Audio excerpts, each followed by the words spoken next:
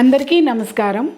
చాలామంది పేషెంట్స్ అడిగే ప్రశ్న ఏంటంటే, మా కేసులో ఐయుఐ ట్రీట్మెంట్ ఉపయోగపడుతుందా, దానివల్ల మాకు ఎలాంటి ఫలితాలు కలుగుతాయి, ప్రెగ్నెన్సీ ఛాన్సెస్ ఏ విధంగా మనకి మెరుగుపడతాయి అని అడుగుతూ ఉంటారు. వాళ్ళకి నేను చెప్పే సమాధానం ఏంటంటే, ఎస్, డెఫినెట్గా ఐయుఐ ట్రీట్మెంట్లో న్యాచురల్గా ట్రై చేసిన దానికంటే ప్రెగ్నెన్సీ ఛాన్సెస్ చాలా ఎక్కువగా ఉంటాయి.